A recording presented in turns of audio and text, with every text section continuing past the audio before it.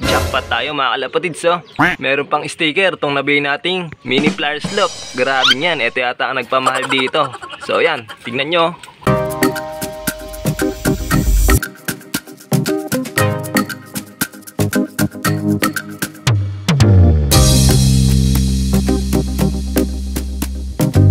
Ito nga pala mga kalapatids yung nabili nating mini flyer slope. Ayan, naikabit ko rin yung nakuha nating trapdoor sa TikTok mga kalapatids. Ayan, 3 piraso nga lang yan. Ayan na. Angas diba mga kalapatids, napakagandang mini flyer slope na to. Ayan yung mga ibon natin nakawala. Ayan sila. Bali ito mga kalapatids is nakuha natin sa Tagapalayan lang din. Ayan, sinakay ko na nga lang to sa kolong-kolong kasi medyo may kalakihan din. Ayan o, siguro ang sukat na to sa harap 3 feet mga kalapatids yung lapad niya. Tapos 3 feet lang din siguro tong taas niya. Bali dinagdagan ko na nga lang ng paa. Ayan, ako na lang naglagay ng paa niyan.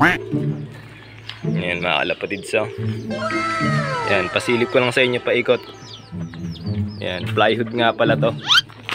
Yung harapan niya lang mismo yung steel matting. Tapos yung yero niya, ayan. Napakamura ko lang nabili na to mga kalapatids, no? Ayan, nabili natin tong mini flyer slope ni Sir Emer Abuyog. Ayan, shoutout sa iyo sir. Salamat dito sa flyer slope mo na hindi na ginagamit. At ayun, nakuha natin mga kalapatids. Pasukin naman natin loob. Ala pa nga lang tong mga B-perch tsaka box perch. Ayan mga kalapatids, oh.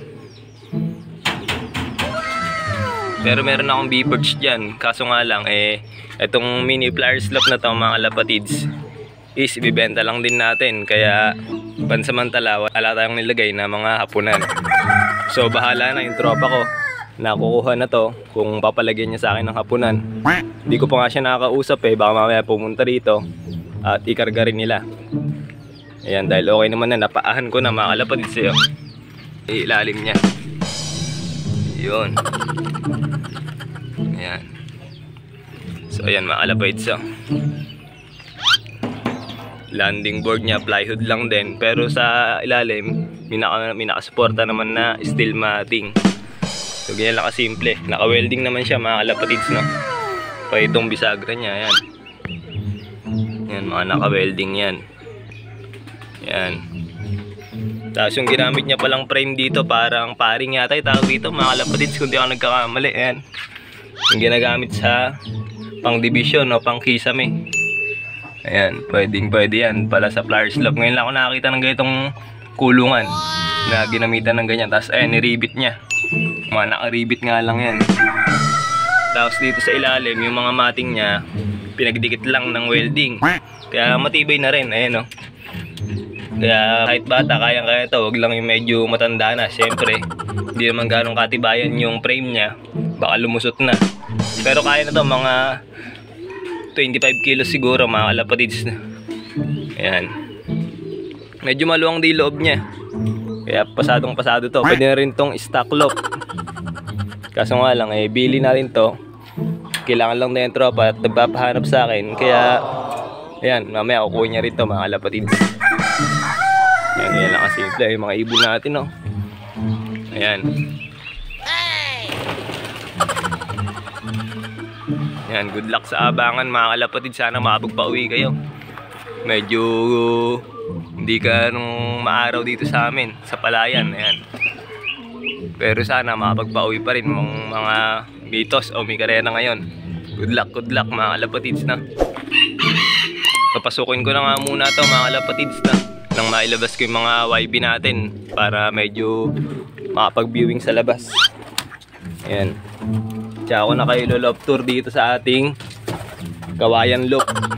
Ayan, buksan ko lang muna to para makapasok sila. Pasok.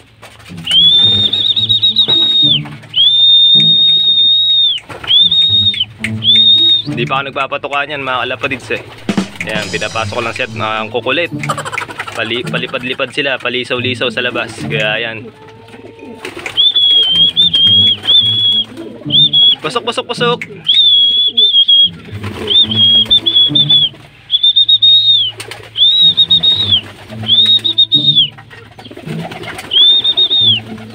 Ayan.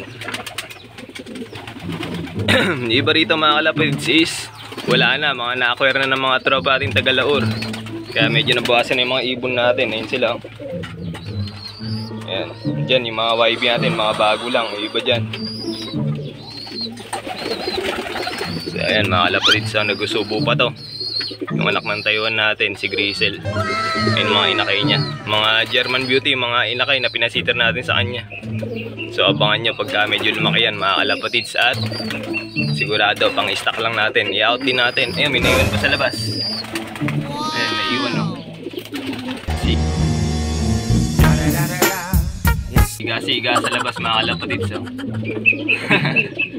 Ayan, napakagandang barako niyan. Wala pang pair dito sa flower slope natin yan eh. Kaya mahanap-hanap pa ako, tumitingin pa ako nung pwedeng pari sa kanya. Napakakinis na ibon no mga kalapatids o. Ayan. Hindi nga pala natin ito binibenta. Pang stock lang natin to. Dahil flyer natin siya mga kalapatids.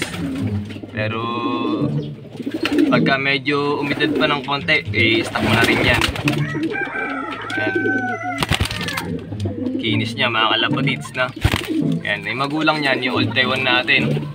So nakakilala kila Old Taiwan, eto, ayan, ayan yung ama niya mga kalapatids. At yung hen na pinayaras ko sa kanya, eto, galing sa tropa natin o sa pinsan ko. Ayan, wala nga lang rin to mga kalapatids no. So sayang, pero nagustuhan ko lang din kasi ayan nga nilabas nila. Yan, ganyang kulay.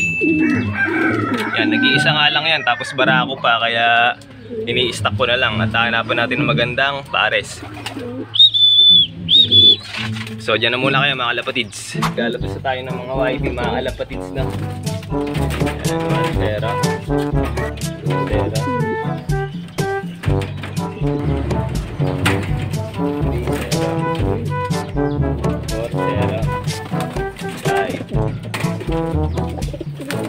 So ayan mga kalapatids, nailabas na nga natin yung anim na YB natin. Ayan. Sa iba-iba nating mga breeder na flyer na mga naging breeder na. Ayan yung mga anak nila mga kalapatids. Ayan, grabe, ang liliksi na. Bali eto, pumipitik-pitik na yan eh, yung pula na yan. Kaya medyo ikinukulong-kulong ko muna para medyo luminaw yung eyesight niya. Kasi mahirap na, baka mapalayo. Possible na mawala pa, so sayang, di ba? Ayan, kasama niya yung mga kabatch niya. So ano, maraw-araw naman. Para medyo magtagal sila sa labas. Maganda yung viewing natin sa mga young bird natin mga kalapatids. Ayan.